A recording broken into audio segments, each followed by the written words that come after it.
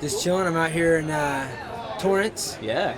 Doing a little CrossFit workout, a little Q&A, and having a good time. It's, weather's beautiful out here, man. Yeah. Love it. It's LA. It's always beautiful out here. It's good. What brings you down here? So, actually, this is a CrossFit gym, but it's part of a bigger business, which is Steel Sports. And one of my best friends from college actually is the CEO of the company. Okay. And the owner of the company is kind of a visionary, Warren Lichtenstein. They've been working to improve youth sports across the nation. They have 5 businesses within Steel Sports, and so came here to be a part of this, but it's part of a bigger picture with some real good friends.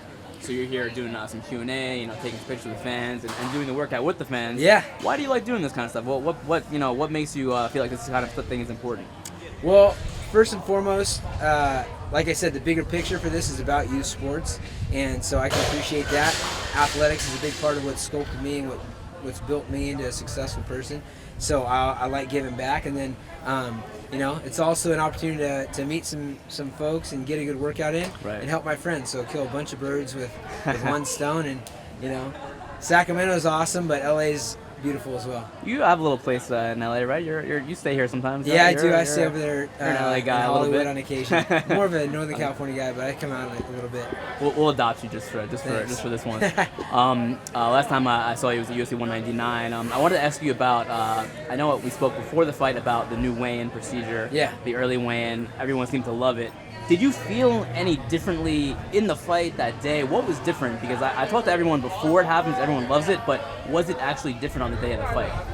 I think it was. I mean, Yeah. when you're making weight at the highest level, fighting for world championships, every bit counts. So instead of spending, you're at your weakest when you make that scratch Sure. weight, and instead of spending 4 or 5 hours there, which allows your body to adjust and maybe lose something, you're hitting the weight and then rehydrating back up. Right. And I think it's just better all the way around. You have more time to recuperate, more time for your body to get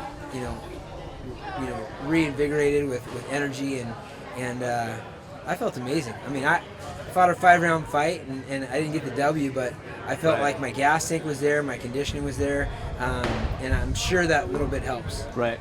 But the problem is, both guys have the same advantage. So That's true. I don't know if that makes it an advantage. Maybe or next not. time you can make Yeah. Cruz weigh in later. Maybe someone will be dumb and not take advantage of it. You spoke. You briefly mentioned the possibility of retirement after UFC 199, but you're not going anywhere. You're not retiring, right? No, I'm not gonna retire. Someone asked you. About Rogan that. asked me the hard questions. And, Sure. And I do this to be the best. I feel like 37 is one of the best training camps I've had. Period. It was amazing.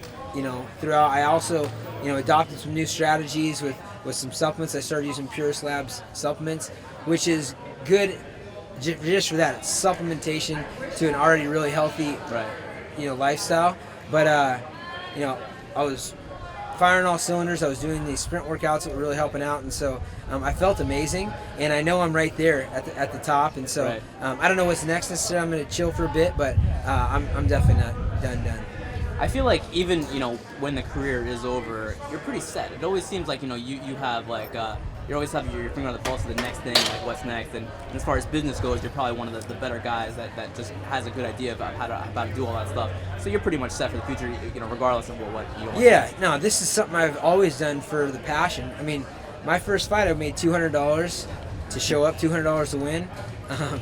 It wasn't because I had visions of being, Right. super rich. Luckily, the sport's caught up a bit, and I mean, it's always nice to get paid, but I forget about the paycheck until they put it in your hands. It's about competition. It's about doing what I love, and I've got a great grasp on business. I've got great relationships. I've got a lot of things I love to do outside of the fight game, but I still have a passion for it, and I still feel like I'm one of the best in the world. Hands down, I have been my entire career, and I don't want to stick around too much longer, but I do want to have some big fights. Is that what you would advise the younger fighters to do? Is obviously focus on training and focus on fighting, but also, kind of spend a little bit of time worrying about what's next and business stuff and getting involved in that aspect of it as well. I wouldn't say to worry about it, but I would say continue to learn, just like Right. mixed martial arts. The one thing that we have as guys that are in the limelight is doors opening. You know, you get to be in touch with really intelligent people, really successful people, making sure you choose who you learn from, who you open that door with, and where you walk, you know, once the door is open, because you know, you don't want to stop things and focus on this or focus on that. You just want to be a sponge, take it all in, and figure out what the next path is for me. And I've got a lot of things that I want to do, but a lot of it relates around my passions, and so you have to stay tuned for that one. You think your next fight could be at 145? Because I know that's a hard weight cut for you at 135. You think you might be going back a little bit, bouncing back and forth? With these new weight classes, I mean, the way they're doing the weigh-in, it wasn't half as bad. Right. But I don't know. I always like to do fights that are interesting to me. Sure. You know, going to fight Frankie Edgar, headliner first one in the Philippines, that was interesting to me. He's a Hall of Famer. He's a world champion at multiple weights. He's a contender. I like that. I like fighting Dominic Cruz for the world championship, a trilogy. Like, I've done a lot of fights that are just, you know, to do them, and I'll do that as well. But you know, I like to try to find stuff that's interesting. Sure. Fighting in Sacramento, my hometown, at a new arena, that excites me. Faber Dillashaw in Sacramento sometime later this year. I don't know. We'll see what happens. Is that fight on the radar still, you think? I mean, whether he wins or loses, you know, next month? I don't necessarily, I'm not like itching for that fight. Right. That's just a bad feeling altogether when I think about that. I just feel like it makes me more sad than anything. You know, it's not like I'm angry about anything. It's just kind of weird. So, not necessarily. Okay. Going back to featherweight, I mean, you said you fought Frankie Edgar. He's fighting for the interim title. He's one of the best guys, and you were right there with him. You know, yeah, every single round was close. So you could, I mean, you go up there and fight with the top guys there as well. Yeah, I mean, this last camp, before I started last camp, I was weighing 163 on a regular basis, which is really big for me. I gained weight when I tried to go up at 45s with Frankie, and it was hard for me to get it back down. You know, doing the same things year after year, you put on more muscle, etc. So, you know, we'll see what happens. Right. Couple last things. Your last fight against Cruz had a little bit of a wardrobe malfunction. What happened there? And you kept fighting. Like it didn't even matter to you. You kept going. There's no shame in my game. You know, the best thing is the memes with my chin and my butt matching. It's hilarious. I actually posted that on my Instagram. But you know, the Reebok outfits that happened in my last fight too. I was constantly pulling up my shorts. They need to make them. I mean, I like the material, but they need to make them so they fit better. Right. You know. I don't know what the deal was. You did gain some more female fans, though, I think. I saw some... Who knows? I don't know about that. Because Reebok had some issues this past weekend, too. I'm not sure if you saw, but Valerie Letourneau in her fight against... Yeah, boob flopped out.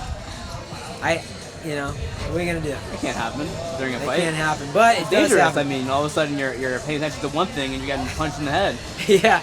You know, the truth is, if I were on the street and my pants were falling down, I would not stop to pick them up. I would continue to fight. So that's how I approach these things. Fair enough. Paige was on, I think, SportsCenter today. ESPN, she's fighting Beck Rawlings. She says she's doing the camp in Reno. Do you know anything about that, or is she going to be back at Team Alpha Male? No, I talked to her yesterday. She said she'll be back on Monday. Right now she's in Reno. Okay. Because that's where she lives. Sure. But no, she'll be in her camp with us. Back in, yeah. Yeah. She has a CrossFit gym that she loves up there. Right. So she starts getting in shape for like a week, and then she's going to jump back, but she's 10.5 weeks out. So maybe you can talk CrossFit with her now that you did a little circuit. You know, I've done stuff very similar to that. Right. So in our new gym, we just signed to get into a new gym in Midtown or downtown Sacramento. We're moving from our one location to a new location, 6700 Folsom Boulevard, and it's going to be twice as big. It's nice. 10 times the parking, and so I think we might incorporate Josh Emmett. He's one of the newest Team Alpha Male guys in the UFC. He has a movement CrossFit gym, and we're thinking about maybe incorporating some CrossFit within the new facility. So this is cool. How's his finger? It's beautiful.